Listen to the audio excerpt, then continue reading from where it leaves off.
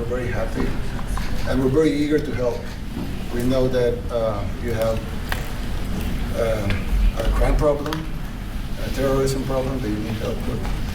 And we're a small country, but if we can help, we will do it. And we actually turned the murder capital of the world, that was the journalists call it, right, murder capital of the world, into the safest country in the Western Hemisphere. And if sometimes they say that we imprison thousands. I like to say that we actually liberated millions. So, That's very good. Who gave him that line? Do you think I can use that? Yes. And in fact, Mr. President, you have 350 million people to liberate. Yeah. But to liberate 350 million people, you have to imprison some.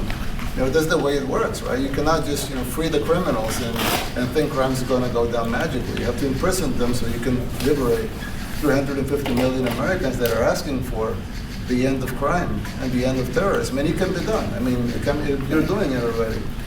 And I'm sure that people have seen the change in the streets. A long way to go, because you're just initiating your second term. But it's clear that with the numbers at the border, even in Democrat-run cities, they get a help from the work you're doing. So I'm really happy to be here, honored, and eager to help. Well, we had a terrible thing happen. We had an administration that allowed people to come in freely into our country from not only South America, but from all over the world. Many from the Congo in Africa, Asia, all over the world, Europe, rough parts of Europe. And they came from prisons, and they came from mental institutions, and they came from gangs, and the gangs of Venezuela and other places. And hundreds of thousands and even millions of them came. 21 million people altogether, but many of the people that came, just a tremendous percentage of them, were criminals, in some cases violent criminals. We had 11,088 known murderers. Half of them murdered more than one person. This was allowed by a man who, what he did to our country is just unbelievable. So we're straightening it out, we're getting him out. But what they did and what that party did to our country, open borders, anybody could come in. As soon as I heard that, I said, every prison's going to be emptied out into our country. That's what happened. And we're straightening it out, and we just had numbers. We had the highest recruiting numbers in the history of our country going into police departments. And a year ago, we had the lowest numbers. You couldn't hire a biggest police. change. Yeah. Nobody's From ever the seen. lowest to the highest. And the military now, Marines, the Army, Air Force, Coast Guard, every slot is, we have the best numbers we've ever had. We call it recruitment numbers. And we've never had anything like it. We had records on at every single level. But very important, the policemen. The policemen are joining forces now. That we're having a hard time with policemen because we weren't protecting our police. Yeah. And we cherish our police. The police are great, and the firemen and everybody else. But we have the highest numbers that we've ever had. The most enthusiasm. Great enthusiasm on trade and other things. We're doing great. We're taking in billions and billions of dollars. We made 2 weeks ago. I gave them a little bit of a pause because you have to show a little flexibility. But we go back to what we have to do. The markets have been very strong once they got used to it. But we were losing $2 billion a day. There's no company big like this. But this is the biggest deal ever made. Now we're making $3 billion a day. We're a great country, but we had stupid people running this country, and I can say it. But what they've done to us at the border should never and can never be forgotten. It's a sin, what they did, and you are helping us out, and we appreciate it. Actually, what you're doing with the border is remarkable. It has dropped, 95%? It's incredible. Okay. This morning, 99%, 99.1% to be exact. Why are those numbers not in the media? Well, they get out with the fake news, like CNN over here doesn't want to put them out because they don't like putting out good numbers. They only like putting out, because I think they hate our country, actually. Yeah, this is very, But it's a shame, you're right. Isn't that a great question? Why doesn't the media, why don't they put out numbers? yeah, 99%. I mean, it's crazy, right? We're doing It's great. a crazy turnaround. Christy, could you maybe say a couple of words about the border, how we're doing? You know, it's just been absolutely phenomenal what a great leader can do. Clear direction, our laws matter. We should only have people in our country that love us, and the Border Patrol and our ICE officers and law enforcement officers have done fantastic work. So we're proud of them. Now we just need to get the criminals and murderers and rapists and dangerous gang members and terrorist organizations out of our country. So, Mr. President Bukele, we thank you very much for your partnership. It has been wonderful for us to be able to have somewhere to send the worst of the worst and someone to partner with.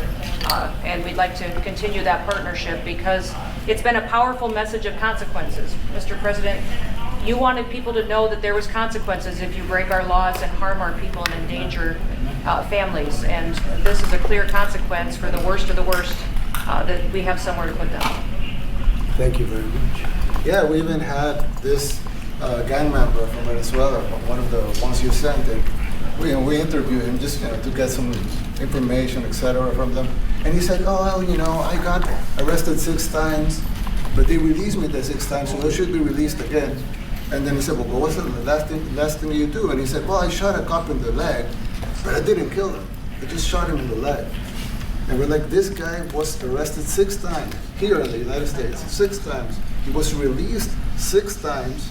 And in the he was released 5 times, and the last time he was sent to El Salvador, right? So he's not getting released. But the last time he shot a cop, actually, and he shot him in the leg.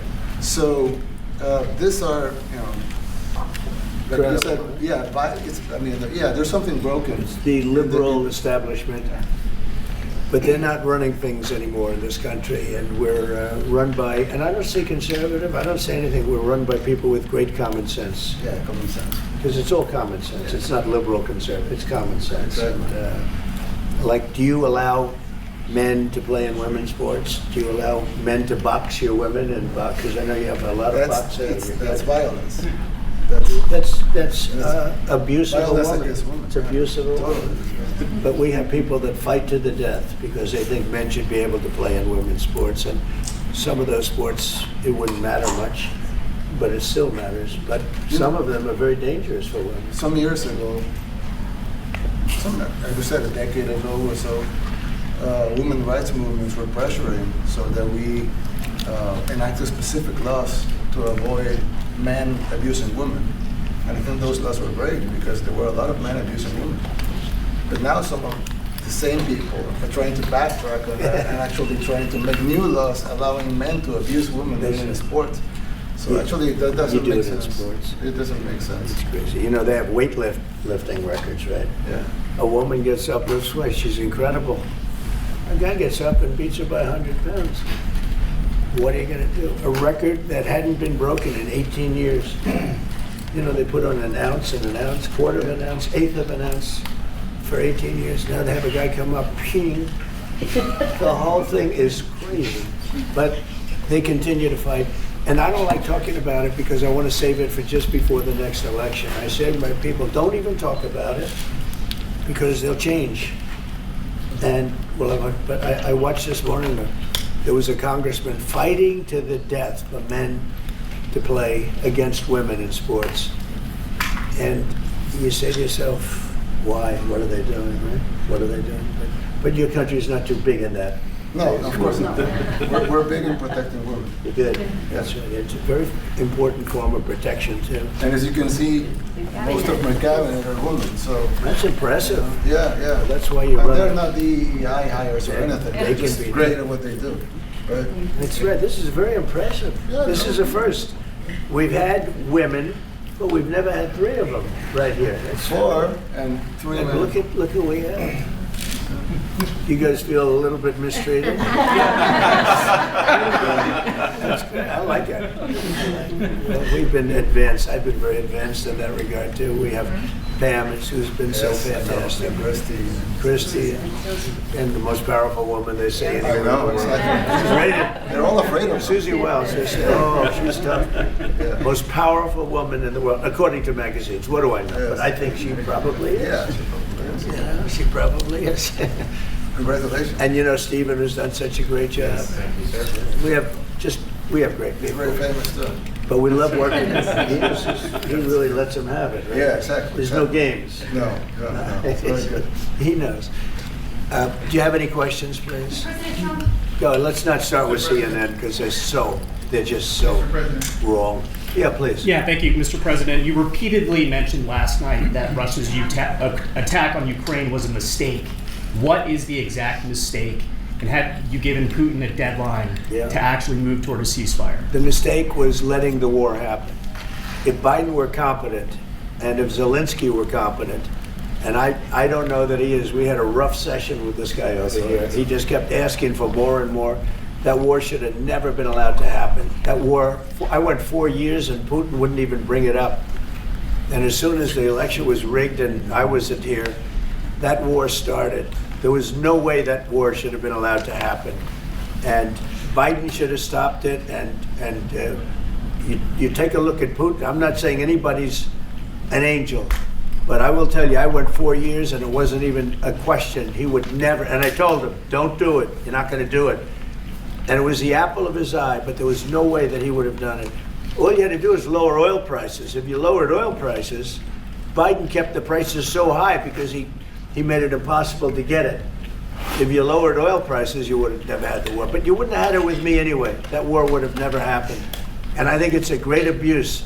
So now what do? You get a country where 25% of its land is gone, and the best locations, where millions of people are killed. You know, you haven't reported accurately the death. And this was Biden's war, and I'm trying to stop it. And I think we're going to do a good job. I hope we're going to do. They lose 2,500 young people a week, think on average. Now they're Russians and they're Ukrainians, but it's 2,000. We don't care. It's like whatever it is. Intolerable. They're not from your country. They're not from mine. But I want to stop it. 2,500. It's a killing field. It's like the Civil War. You take a look. I look at the satellite pictures.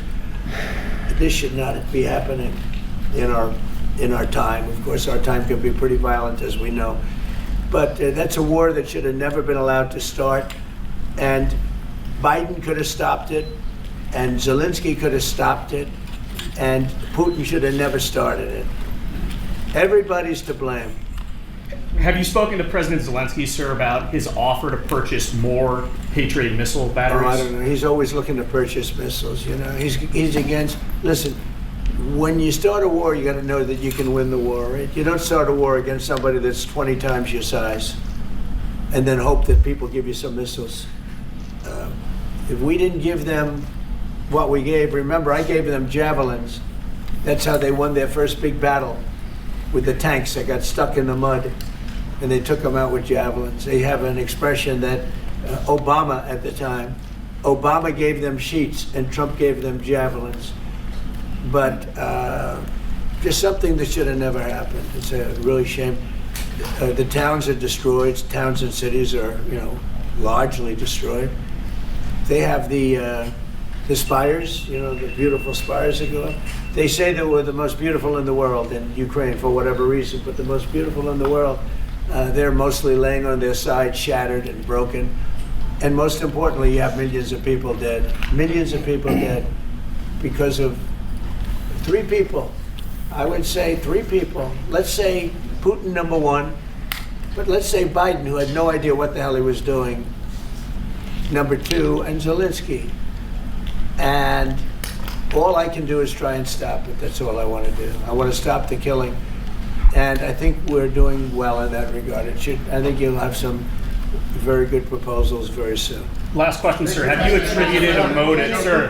Have you attributed a motive through the FBI investigation behind the attack on Governor Josh Shapiro over the weekend? No, I haven't, but the attacker was not a fan of Trump, I understand, just from what I read and from what I've been told.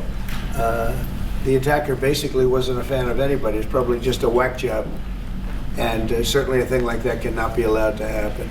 Is a good relation with President Bukele the best guarantee that this time you won't terminate the temporary? I have a great status relationship for with this man. nationals of El Salvador? I have the best relationship with him. We've known each other I've known him since he was a very young man, as I said, very, very young, and I was impressed. I said, look how this guy is. In fact, you sort of look like a teenager. You look like a teenager. I said, what kind of a country is this? But do you support EPS for He grew up well in the last 5 years. Do you support the extension for nationals of El Salvador under? I support him. Do you plan to ask? Do you plan to ask? Go ahead, let's hear the question from this very low-rated anchor at Do you CNN. plan to ask President Low-rated. Bukele to help return the man who your administration says was mistakenly Which one is that? deported? The man who was mistakenly deported to El Salvador? Well, let me ask Pam, would you answer that question? Sure, President. First and foremost, he was illegally in our country. He had been illegally in our country. And in 2019, two courts, an immigration court and an appellate immigration court, ruled that he was a member of MS-13 and he was illegally in our country. Right now, it was additional paperwork had needed to be done. That's up to El Salvador if they want to return him. That's not up to us. The Supreme Court ruled, President, that if, as El Salvador wants to return him, this is international matters, foreign affairs, if they wanted to return him, we would facilitate it, meaning provide a plane. So will you return him, President And you Bukele? are doing a great job. Thank you, Thank Pam. Stephen Miller, wait a minute. Could you just also respond to that question? Because, you know, it's asked by CNN, and they always ask it with a slant, because they're totally slanted, because they don't know what's happening. That's why nobody's watching them. But would you answer that question also, please? Yes, gladly. So, as Pam mentioned, there's an illegal alien from El Salvador. So, with respect to you, he's a citizen of El Salvador. So, it's very arrogant even for American media to suggest that we would even tell El Salvador how to handle their own citizens as a starting point. As two immigration courts found that he was a member of MS-13. When President Trump declared MS-13 to be a foreign terrorist organization, that meant that he was no longer eligible under federal law, which I'm sure you know, you're very familiar with the INA, that he was no longer eligible for any form of immigration relief in the United States. So he had a deportation order that was valid, which meant that under our law, he's not even allowed to be present in the United States and had to be returned because of the foreign terrorist designation. This issue was then, by a district court judge, completely inverted, and a district court judge tried to tell the administration that they had to kidnap a citizen of El Salvador and fly him back here. That issue was raised to the Supreme Court, and the Supreme Court said the district court order was unlawful, and its main components were reversed 9-0 unanimously, stating clearly that neither Secretary of State nor the President could be compelled by anybody to forcibly retrieve a citizen of El Salvador from El Salvador, who again is a member of MS-13, which, as I'm sure you understand, rapes little girls, murders women, murders children, is engaged in the most barbaric activities in the world, and I can promise you, if he was your neighbor, you would move right away. So you don't plan to But the ask for Supreme him Court's to get asking him back? to, And what was the ruling in the Supreme Court, Steve? Was it 9-0? Yes, it was a 9-0 In our favor? in our favor against the district court ruling, saying that no district court has the power to compel the foreign policy function of the United States. As Pam said, the ruling solely stated that if this individual, at El Salvador's sole discretion, was sent back to our country, that we could deport him a second time. Well, No version of this legally ends up with him ever living here because he is a citizen of El Salvador. That is the president of El Salvador. Your questions about it, per the court, can only be directed to him. I asked ¿Se lo liberaría, Presidente Bukele? Can President Bukele weigh in on this? Do you plan to return him? Well, I'm supposed to not suggesting that I smuggle a terrorist into the United States, right? It's I mean, always how can I You smuggle? could How can I release return him to the United States? Like, could I smuggle him into the United States, or whether I do it? Of course, I'm not going to do it. It's like, I mean, the question is preposterous. How can I smuggle a terrorist into the United States? I don't have the power to return him to the United States. But you could release him inside El Salvador. Yeah, but I'm not releasing. I mean, we're not very fond of releasing terrorists into our country. We just turned the murder capital of the world to the safest country in the Western Hemisphere, and you want us to go back into the releasing criminals so we can go back to being the murder capital of the world? And that's not going to happen. Well, they'd love to have a criminal, released into our I mean, country. there's a fascination. They would love it. But Yeah. they're sick. These are sick people. Marco, do you have something to say? Yeah, I mean, Stephen outlined it. I don't understand what the confusion is. This individual is a citizen of El Salvador. He was illegally in the United States and was returned to his country. That's where you deport people, back to their country of origin. Except for Venezuela, that was refusing to take people back, or places like that. I can tell you this, Mr. President. No, the foreign policy of the United States is conducted by the President of the United States, not by a court. And no court in the United States has a right to conduct the foreign policy of the United States. It's that simple. End of story. And that's what the Supreme Court held, by the way, to Marco's point. The Supreme Court said exactly what Marco said, that no court has the authority to compel the foreign policy function of the United States. We won a case 9-0, and people like CNN are portraying it as a loss, as usual, because they want foreign terrorists in the country who kidnap women and children. But President Trump, his policy is foreign terrorists that are here illegally get expelled from the country, which, by the way, is a 90-10 issue. Well, Mr. President, you said that if the Supreme Court said someone needed to be returned, that you would abide by that. You said that on Air Force One just a few days ago. How long do we have to answer this question from you? Why don't you just say, isn't it wonderful that we're keeping criminals out of our country? Why can't you just say that? Well, it's illegal. Why do you go over and over? And that's why nobody watches you anymore. You know, you have no credibility. Please, go ahead. President Trump, thank you so much. How many illegal criminals are you planning on exporting to El Salvador? And President Bukele, how many are you willing to take from the U.S.? As many as possible. And I just asked the president, you know, it's this massive complex that he built, jail complex. I said, can you build some more of them, please? As many as we can get out of our country that were allowed in here by incompetent Joe Biden through open borders. Open borders.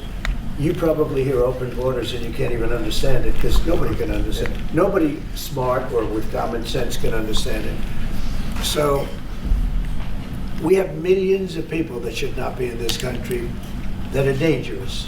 Not just people, because we have people, but we have millions of people that are murderers, drug dealers. They've been allowed to come into our country by other countries that were very smart. When they heard that this very low IQ president, and by the way, I took my cognitive exam as part of my physical exam, and I got the highest mark, and one of the doctors said, sir, I've never seen anybody get that kind of, that was the highest mark. I hope you're happy with that. Although they haven't been bugging me too much to take a cognitive, but I did do my physical and it was released. I hope you're all happy with it. I noticed there's no question, so probably you are. But the cognitive, they said to me, sir, would you like to take a cognitive test? I said, did Biden take one? No.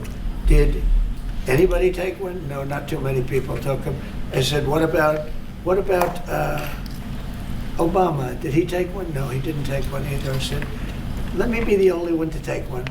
But I've actually taken them 3 times already. I like taking them because they're not too tough for me to take. But we had a great physical exam, so I knew you were going to ask that. And the doctors who are total professionals, Walter Reed Medical Center, they're great people. And I visited a soldier that was badly wounded, incredible soldier, lost his leg, and spent a lot of time with him. I mean, great with his mother. And it was really a very great thing. They do a phenomenal job. I just want to say, Walter Reed, I was there for, 5-6 hours. You were there with me. But I took a full physical, and it came out perfecto, so that's good. That means you've got me for a little longer. Would the U.S. be willing to pay for those facilities to be opened if new ones were going to be built? I'd do something. We'd help them out, yeah. We have them. They're great facilities, very strong facilities, and they don't play games. I'd like to go a step further. I mean, I said it to Pam, I don't know what the laws are, we always have to obey the laws, but we also have homegrown criminals that push people into subways, that hit elderly ladies on the back of the head with a baseball bat when they're not looking, that are absolute monsters. I'd like to include them in the group of people to get them out of the country, but you'll have to be looking at the laws on that, Steve, okay? Mr. President, it's essential for you guys to be locking up these prisoners, and do you think more presidents should follow suit like you guys as far as keeping a hard stance on crime in the United States? Well, I do. I think everybody has to. I mean, the president said it better than anybody. He said, you know, you have liberty and you have to have liberty, but to have liberty, not everybody is going to be good. And, you know, some are bad because they're sick. They're mentally deranged. They're bad. Why do you think and you have to take them, if you're going to have a country, you're going to have to take those people out. And we've been doing that. But this was like an unforced error, they would call it, where we had people that may hate our country, or maybe they're just stupid people. I think they're probably stupid people more so. A lot of people said they did it for the vote, but I did better with Hispanic people than they did, because I always use Hispanic. I did better. You people love me. I saw my poll numbers in your country up through the roof, right? 91%. Some people think they do it for the vote. But they don't have to do it for the vote. They cheat, they're professional cheaters. That's about the only thing they do well. So we just have had a great relationship, and it's become bigger because of a strange thing that happened. I came back, we had no war in Ukraine, we had no October 7th, Middle East problem, we had nothing, we had no inflation. We didn't have the Afghanistan, most embarrassing moment in the history of our country, the Afghanistan, not withdrawing, because I would have been out, I had it all set to bring people out with dignity and pride. That was the worst, most embarrassing moment in the history of our country, Afghanistan. We didn't have any of that. You wouldn't have had the war with Russia, Ukraine. You wouldn't have had the Middle East problem because Iran was broke, they had no money, because we had secondary sanctions on and lots of other sanctions. And now every single thing, got a problem with Iran, but I'll solve that problem. That's almost an easy one. We got to solve a war that should have never started, Ukraine and Russia, and we'll get that solved. And we have to solve problems, and we already solved inflation. If you look at the numbers are incredible, actually. The stock market's up, and we're not letting other countries take advantage of this country like they have for the last 40 years. So thank you very much. You have a question, please? Yes, I do, Mr. President. Thank you so much. You scored another major investment win this morning when NVIDIA pledged to build its AI supercomputer, the first time ever, right here in the United States. Thank you. Now that's a question I like. That's true. What is your reaction to this announcement, sir, and how will this positively benefit Americans across the entire country? Well, it's one of the biggest announcements you'll ever hear, because NVIDIA, as you know, controls that almost the entire sector, which is one of the most important sectors in the world, between chips and semiconductors and everything else. And they're the biggest. And the other biggest we already have coming in and spending $300 billion, as you know. They announced 2 weeks ago. But NVIDIA is so highly respected. And this was an announcement that a lot of people, I knew it was going to happen, but not to the extent that it happened. It's big. And the reason they did it is because of the election on November 5th and because of a thing called tariffs. As I say, the most beautiful word in the dictionary. After love, God, relationship. The press actually hit me and said, tariff is the most beautiful word in the dictionary. What about family, love, God? So I got hit even on that. You understand? I said, okay. So now I say it's my fifth most favorite word, because they get you on anything.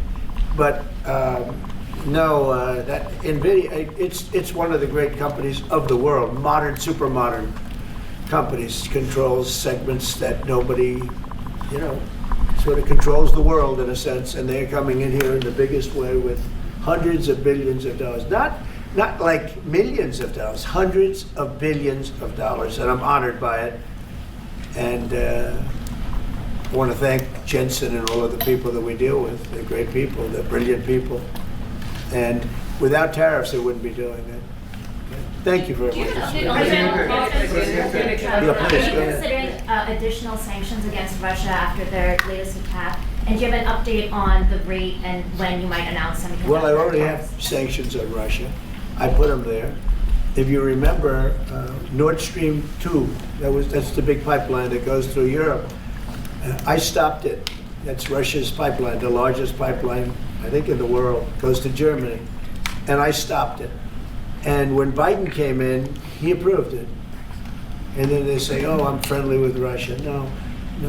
Putin said, if you're my friend, I'd hate to see you when you're my enemy. I stopped the biggest economic job they ever had. I stopped it cold, right? It was dead. You know that, right?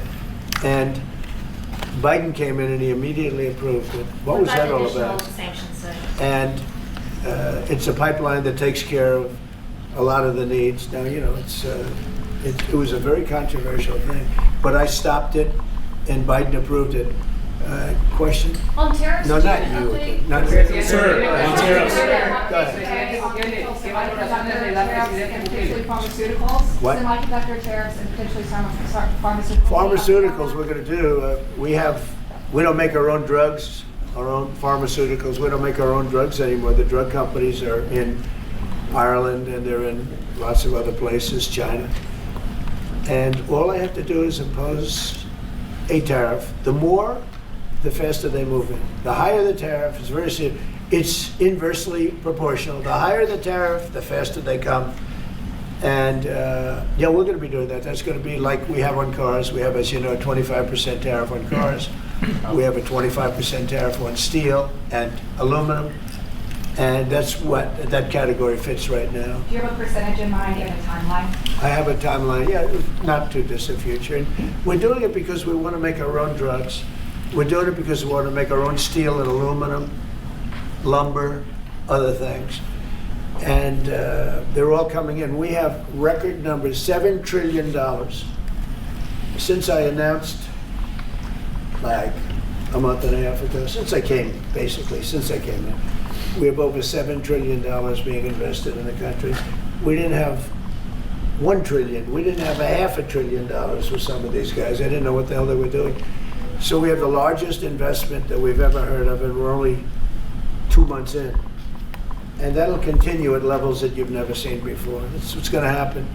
And even the stock market's up today. It's we also, you know, a lot of people didn't say it the way it was. We had the largest gain in the stock market in history on every single category last week. That was a nice game because we're getting a little hit because people didn't understand the power of our economic, our country economically if you use it right. Do you have something to say on that, JD? Yes, sir. I mean, look, for 40 years we have lost manufacturing capacity, workers have seen their wages stagnate, and some of the most critical things that we need, from the pharmaceuticals, the drugs that we give to our children, the antibiotics that we give to our kids, to the weapons that we actually need to fight a war, if God forbid we had to fight a war, we don't make enough of that stuff. And so President Trump ran explicitly on changing that. Yes, as the president mentioned, it caused a little bit of disruption in the market, but I actually think over the long term, workers are going to benefit, stocks are going to go up, American businesses are going to benefit as we reinvest and reindustrialize our country. And the auto workers and the Teamsters and all of the unions, you know, not traditionally Republican, but I'm winning those unions by, we're up 40, 50 points on the Democrats. They're losing everything. And they're losing everything because they just have policies that are not believable. They fight for policies that are 5% popular, and nobody knows who the 5% are. I mean, nobody can find the 5%. But if you go back to Ohio, and by the way, we have the great championship team from Ohio coming in today, right? Very big day. And that's going to be a little bit later. And that'll be, if you want to stick around, I'll introduce you to some nice people. You'll see some very large people, right? You'll see some people that even you have not seen people like this. These are 6'7", 380 pounds with no fat. Okay, that's pretty good. Right? But the team, the national championship team, is being honored today at the White House, so that'll be exciting if you're around. If you want to stay around, I'll have you up there. You can tell them all about your prison, how you have to behave. Okay. Who else? Go ahead, please. You said yesterday that you're making a decision on Iran very quickly. Yeah. What do you mean by that? Is that a decision? Well, they have to solve their problem very quickly. Iran wants to deal with us, but they don't know how. They really don't know how. We had a meeting with them on Saturday. We have another meeting scheduled next Saturday. I said, that's a long time. You know, that's a long time. So I think they might be tapping us along. But Iran has to get rid of the concept of a nuclear weapon. They cannot have a nuclear weapon. He can't have a nuclear weapon. Nobody can have. We can't have anybody having nuclear weapons. You know, we can't have nuclear weapons. And I think they're tapping us along because we're so used to dealing with stupid people in this country. And I had Iran perfect. You had no attacks. You would have never had October 7th.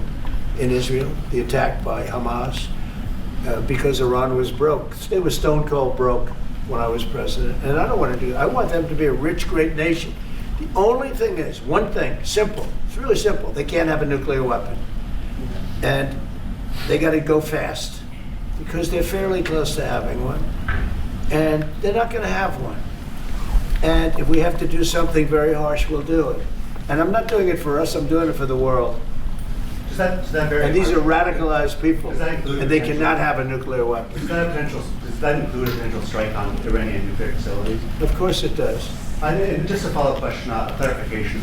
You mentioned that you're open to deporting individuals that aren't foreign aliens or criminals to El Salvador. Does that include potentially U.S. citizens, fully naturalized Americans? If they're criminals, and if they hit people with baseball bats over their head that happen to be 90 years old, and if they rape 87-year-old women in Coney Island, Brooklyn, yeah, that includes them. Why do you think there's a special category of person? They're as bad as anybody that comes in. We have bad ones too. And I'm all for it, because we can do things with the president for less money and have great security. And we have a huge prison population. We have a huge number of prisons, and then we have the private prisons, and some are operated well, I guess, and some aren't. But he does a great job with that. We have others that we're negotiating with too. But no, if it's a homegrown criminal, I have no problem. Now, we're studying the laws right now. Pam is studying. If we can do that, that's good. And I'm talking about violent people. I'm talking about really bad people. Really bad people. Every bit as bad as the ones coming in. And I made the statement when I heard about this a long time ago now, 4 years ago.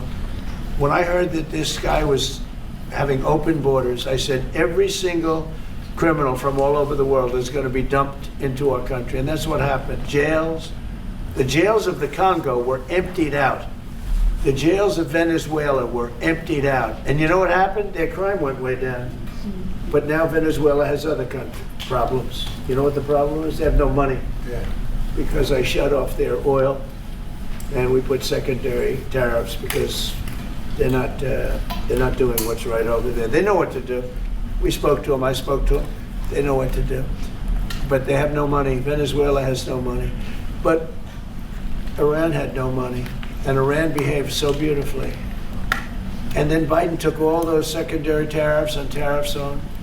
I told China, you can't buy oil. If you buy oil from Iran, China, I told it to President Xi, then we no longer want you to do business with the United States of America. And those ships disappeared from that harbor so quickly. China. Get along great with China. Are the talks with Iran productive? Do you want to continue that? The talks with Iran, do you believe those are productive? Do you want to continue that? I think Iran could be a great country as long as it doesn't have nuclear weapons. If they have nuclear weapons, they'll never get a chance to be a great country. They will never get a chance. It won't even come close. Sir, on tariffs. Yeah. Yeah, thank you. Yesterday you mentioned short-lived product exemptions. Which specific products are you considering, and how long is short-lived? Weeks, months? I'm looking at something to help some of the car companies where they're switching to parts that were made in Canada, Mexico, and other places, and they need a little bit of time because they're going to make them here, but they need a little bit of time. So I'm talking about things like that. What about any Apple products, other cell phones? Look, I'm a very flexible person. I don't change my mind, but I'm flexible. And you have to be. You just can't have a wall and you'll only go. No, sometimes you have to go around it, under it, or above it. There'll be maybe things coming up. I speak to Tim Cook. I helped Tim Cook recently, and that whole business. You know, I don't want to hurt anybody, but the end result is we're going to get to the position of greatness for our country. We're the greatest economic power in the world if we're smart. If we're not smart, we're going to hurt our country very badly. We lost with China over the Biden years trillions of dollars on trade. Trillions of dollars. And he let them fleece us. And we can't do that anymore. And you know what? I don't blame China at all. I don't blame President Xi. I like him. He likes me. I mean, you know. think, who knows? Who the hell cares? Do you have any updates on talks But you know with what? China? What? Do you have any updates with talks with China? No, let me sir, just over tell the- you this. I don't blame China. I don't blame Vietnam. I see their meeting today. Is that wonderful? That's a lovely meeting.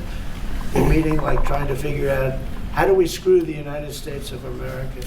Don't forget, the European Union was formed to do just that.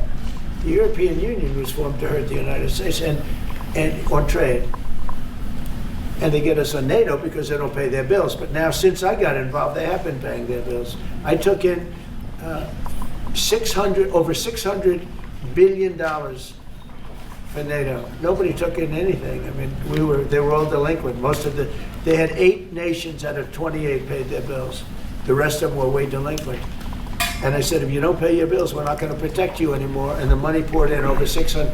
The Secretary General last week made that statement. He said, I've never seen anything like it. We couldn't get anybody to pay because the United States was footing the bill for NATO. Well, we got hurt there, and we got hurt on trade, likewise, European Union. And they've got to come to the table. And they're trying to.